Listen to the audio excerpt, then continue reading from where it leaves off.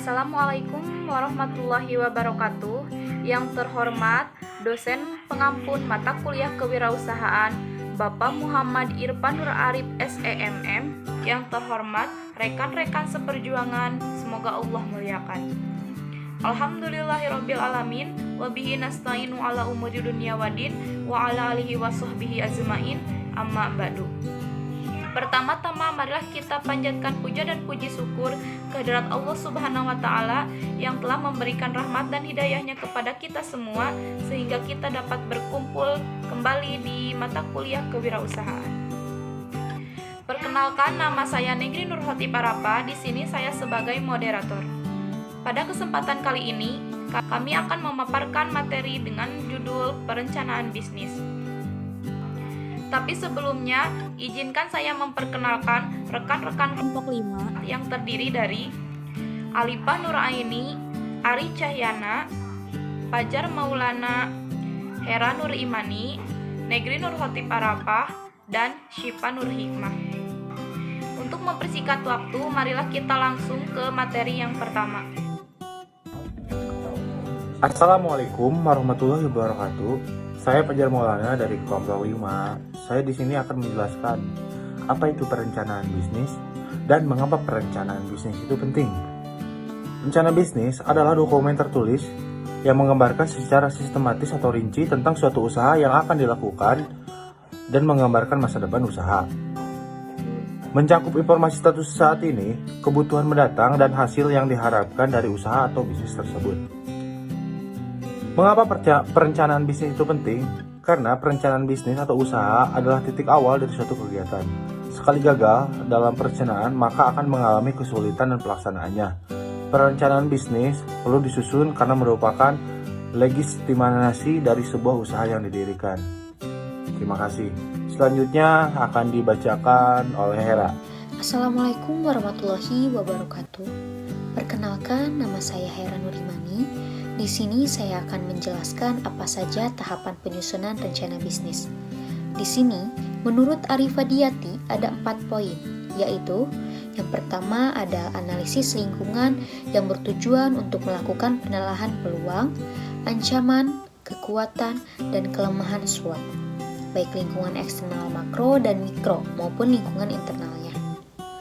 Yang kedua, ada formulasi strategi yang berisi tentang rumusan strategi yang akan diterapkan melalui corporate level, strategi level, dan strategi fungsional level yang menyajikan secara rinci tentang visi, misi, tujuan, sasaran, strategi, dan kelayakan program.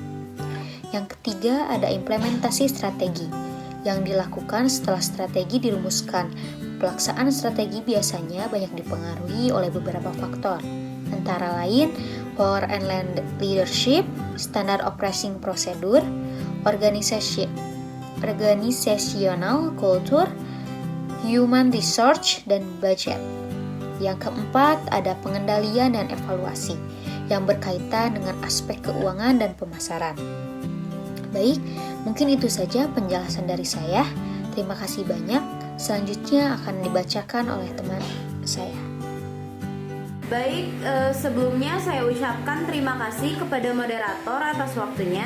Perkenalkan, nama saya Alifah Nuraini. Di sini saya akan menjelaskan 6 langkah praktis untuk memulai usaha agar terhindar dari kerugian. Nah, yang pertama yaitu menetapkan tujuan yang terukur. Artinya, tindakan bisnis hanya akan terarah dengan baik apabila memiliki tujuan yang jelas arahnya, terukur, dan praktis.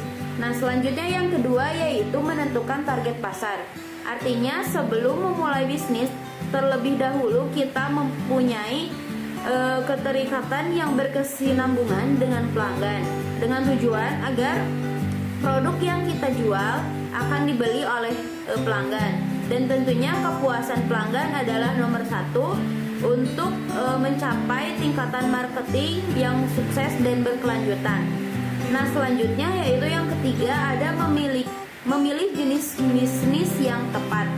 Artinya menentukan pilihan usaha yang paling tepat, ketepatan dalam memilih, serta jenis dan bentuk bisnis yang paling mungkin dilakukan adalah langkah awal untuk memulai bisnis. Tentunya jenis bisnis yang kita tentukan itu adalah minat bakat yang kita miliki.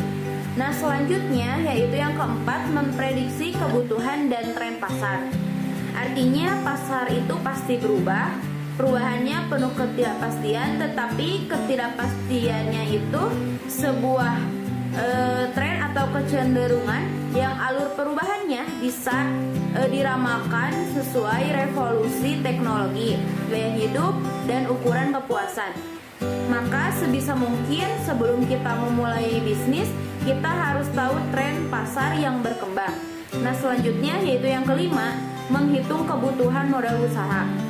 Artinya, ketepatan membuat rencana formulasi modal usaha, kecermatan membuat rancangan penggunaan modal usaha, dan memprediksi kebutuhan dana emergensi merupakan langkah penting dalam rencana bisnis.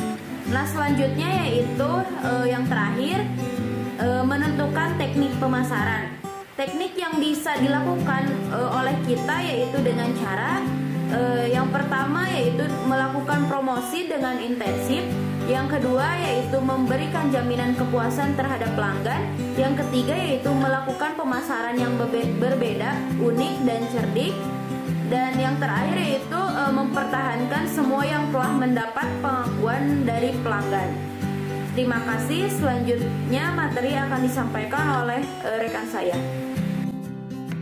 Perkenalkan, nama saya Siva Nurikmah. Materi selanjutnya yaitu komponen perencanaan bisnis. Adapun beberapa macam komponen perencanaan bisnis, antara lain yang pertama, identitas perusahaan dan visi misi. Identitas perusahaan ini bertujuan agar semua orang tahu bahwa bisnis yang kita jalankan ini dilindungi oleh hukum. Identitas perusahaan ini mencangkup nomor akte pendirian, nama pendiri, surat izin, dan sebagainya. Sementara untuk visi dan misi sebagai cerminan arah dan tujuan bisnis yang kita jalankan untuk kedepannya itu seperti apa. Yang kedua, gambaran umum bisnis. Gambaran umum bisnis ini meliputi bidang industrinya itu seperti apa, jenis produknya itu apa saja, orientasinya itu apa, dan value untuk bisnisnya itu bagaimana. Yang ketiga, target pasar. Target pasar ini memuat penjelasan siapa dan bagaimana target pasar yang akan kita jalankan untuk kedepannya itu seperti apa. Yang keempat, rincian produk. Rincian produk ini meliputi nama produknya itu apa, deskripsinya itu apa, komposisinya itu apa saja, dan harganya itu berapa. Yang kelima, rencana pemasaran. Rencana pemasaran ini mencangkup deskripsi pesaing, permintaan akan produk, atau layanan yang ditawarkannya itu seperti apa, atau bisa juga kekuatan dan kelemahan dari sudut pandang pasar baik bisnis maupun pesaingnya itu apa. Yang keenam, biaya operasional. Biaya operasional ini wajib dicantumkan karena agar kita tahu berapa banyak sih modal yang akan kita butuhkan guna untuk memulai usaha itu. Yang ketujuh, perhitungan break-even point. Dengan adanya estimasi kapan terjadinya break-even point, kita bisa tahu kapan bisnis kita mulai menghasilkan laba. Yang kedelapan, probabilitas.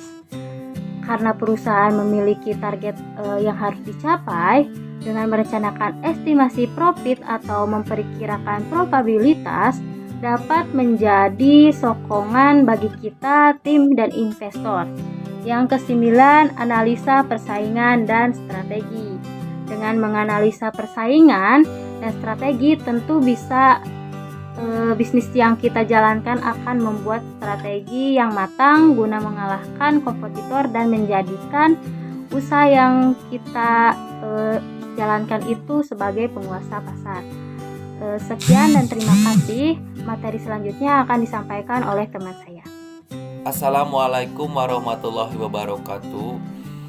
Perkenalkan, nama saya Ari Cahyana. Saya akan menjelaskan materi tentang format rencana bisnis. Format rencana bisnis menurut Arif Fadiati adalah gambaran tertulis tentang rencana usaha yang dirinci secara detail dengan menggambarkan 3 hal, yaitu 1. Konsep bisnis, menjelaskan secara rinci industri yang digeluti, struktur bisnis, produk dan jasa yang ditawarkan, serta gambaran tentang rencana untuk menyukseskan target usaha. Kedua, market atau pasar. Membahas dan menganalisis konsumen potensial, siapa dan di mana penyebab mereka mau membeli, gambaran pesaing dan memenangkan persaingan. Ketiga, keuangan. Menggambarkan perkiraan pendapatan, arus kas, neraca, dan rasio keuangan seperti balik modal. Ketiga, rencana bisnis harus mengikuti format 1. Ringkasan eksekutif, 2. Konsep usaha, 3. Rencana operasional, 4. Rencana pemasaran, 5. Rencana organisasi, 6. Rencana keuangan, 7. Analisis investasi, 8. Analisis resiko, 9. Rencana tindakan, 10. Dokumen pendukung. Sekian dan terima kasih presentasi dari saya. Selanjutnya saya serahkan kepada moderator. Alhamdulillah, materi demi materi telah disampaikan. Terima kasih kepada Bapak dosen Muhammad Irfanur Arif SEMM yang telah memberikan kesempatan kepada kami. Terima kasih juga kepada teman-teman yang sudah dapat meluangkan waktunya untuk mendengarkan dan melihat pemaparan dari kami. Sebelum ditutup, saya akan membacakan kesimpulannya. Perencanaan bisnis perlu disusun karena merupakan legitimasi dari sebuah usaha yang didirikan. Perencanaan bisnis yang dibuat bertindak sebagai perangkat pemegang kendali perusahaan dan menjaga agar fokus usaha perusahaan tidak menyimpang. Perencanaan bisnis adalah dokumen tertulis yang disiapkan oleh wirausaha yang menggambarkan semua unsur-unsur yang relevan, baik internal maupun eksternal, mengenai perusahaan untuk memulai usaha baru. Ini sering merupakan perencanaan terpadu menyangkut pemasaran, permodalan, manufaktur, dan sumber daya manusia. Perencanaan bisnis memuat nama perusahaan, lokasi, komoditi yang akan diusahakan, konsumen yang dituju, pasar yang akan dimasuki, partner yang akan diajak kerjasama, personil yang dipercaya untuk menjalankan perusahaan, jumlah modal yang diharapkan dan disediakan, peralatan perusahaan yang harus disediakan, dan penyebaran promosi. Sekian dari kelompok 4, mudah-mudahan materi yang disampaikan dapat bermanfaat, dan mohon maaf apabila ada kesalahan kata. Wassalamualaikum warahmatullahi wabarakatuh.